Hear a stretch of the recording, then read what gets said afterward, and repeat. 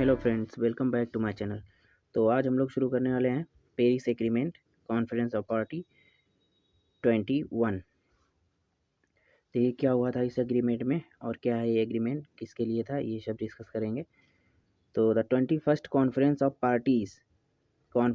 Parties under the UNFCCC United nation framework convention on climate change United nation framework convention on climate change took place in Paris in December 2015.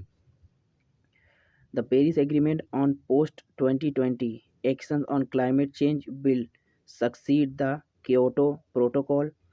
Unlike the Kyoto Protocol, it provides a framework for all countries to take action against climate change, placing emphasis on concepts such as climate justice, sustainable lifestyle. Paris Agreement for the first time brings together all nations for a common cause under the United Nations Framework Convention on Climate Change. One of the main focus of the agreement is to hold the increase in the global average temperature to well below 2 degrees centigrade above the pre-industrial level and on driving effort to limit it even further to 1.5 degrees centigrade. And the agreement comprises 29 articles and is supported by 139 decisions of the Conference of Parties. It covers all the crucial areas identified as essential for a comprehensive and balanced agreement, including the mitigation, adaptation, loss and damage, finance, development and transfer, technology development and transfer, capacity building and transparency of action and support.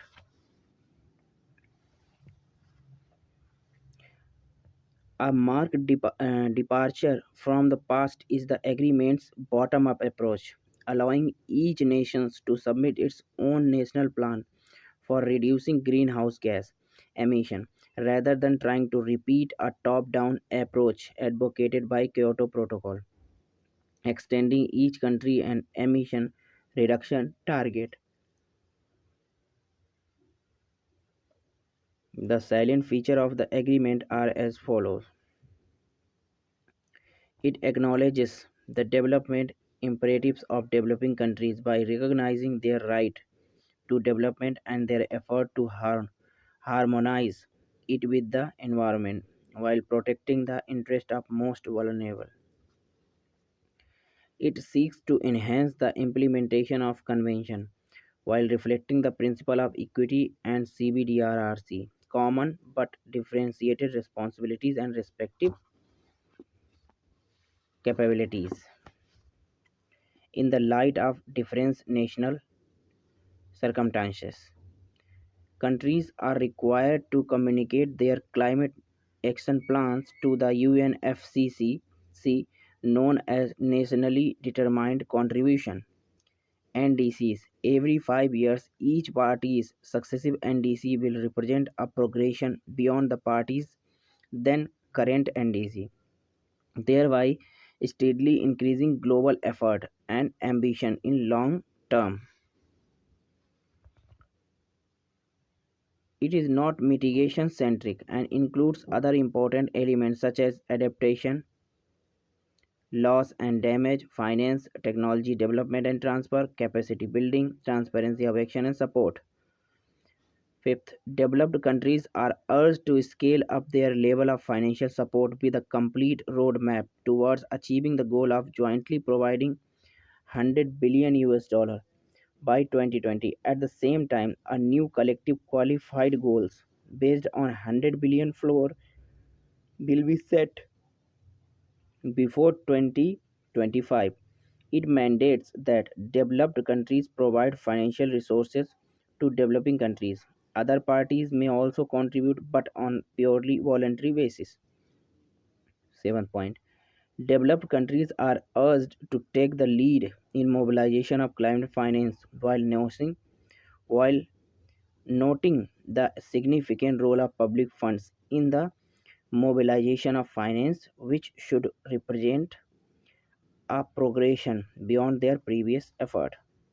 It includes a robust transparency framework for both action and support.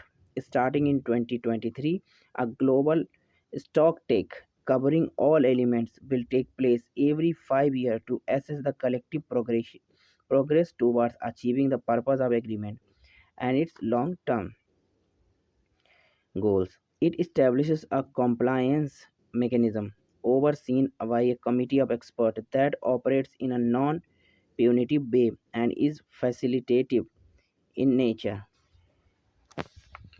Let's talk about the Conference of Party 29.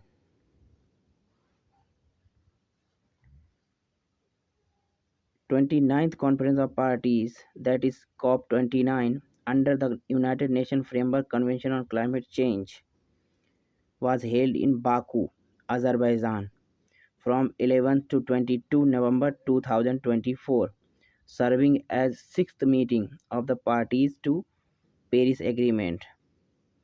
The major outcomes of the summit were as given below. Increase in climate finance for developing countries from 100 billion to 300 billion US dollar annually by 2035. Climate finance goal, a mitigation work program and a global goal on adaptation, shortly called Baku Climate Unity Pact, new funding mechanism and the Climate Finance Action Fund and the United Nations Special Program for the Economies of Central Asia were launched. A system for countries to report on their climate actions and the multi-partner trust fund enhanced transparency framework launched. India's concern on Conference of Party 29, the official view of India on it has been summarized by the Economic Survey 2024 to 25 in the following ways. On climate finance, it presents little optimism about the possibility of support to developing countries, which established a small mobilization target of 300 billion US dollar annually by 2035. It fractions of enlisted requirement of 5.1 to 6.8 trillion dollar by 2030. This decision demonstrates a significant misalignment with the Paris Agreement's mandate to demonstrate a progression beyond previous effort by developing countries. It underscores the unwillingness of affluent developed nations to assume their equitable shares of responsibility to address emission reduction and mitigation climate change impact on vulnerable population in developing regions. The goal contravenes equity and principle of common but differentiated responsibility in the global climate response by the disproportionality placing the burden of climate change on those nations that have not historically contributed to the crisis. The lack of commitment and the insufficient delivery of means of implementation, finance, technology, and capacity building are regarded as the means of implementation, as mandated in the Paris Agreement, will make the low carbon transition in developing countries more challenging. The developed countries have fallen short of their national determined contribution about 38%, as their actions don't reflect the historical responsibility to the leadership in meeting their obligations.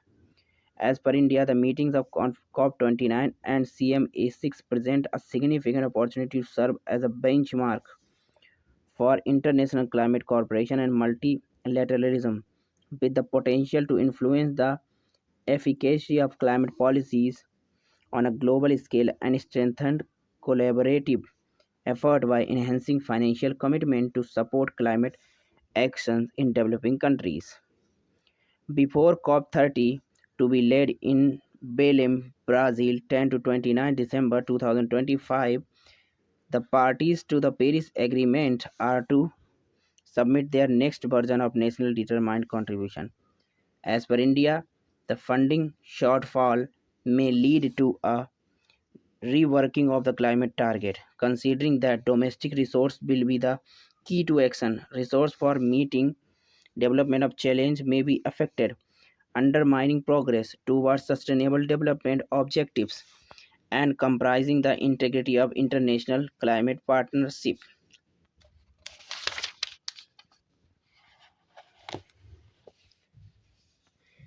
What is green finance? In the past few years, the term green finance has gained a lot of attention across the world. The idea was first mentioned in the UN document at the UN Conference on Sustainable Development, also known as the Rio Plus 20, 2012. Though it lacks a universal definition, green finance mostly refers to financial investment in projects and initiatives that encourage more sustainable economy. There is a no universal definition of green finance, though it mostly refers to the financial investment flowing towards sustainable development projects and initiatives that encourage the development of a more sustainable economy. By now, several working definitions have been set up. China's green credit guidelines and the climate bond taxonomy of green bonds and the International Development Finance Club's approach to reporting on green investment, the World Bank or the International Financial Corporation's sustainability framework, and the UK Green Investment Bank policies. And this is the enough for the today, and we will talk about the next topic tomorrow. And till then, thank you so much. Keep watching my videos for more information regarding the Indian economy. Thank you so much.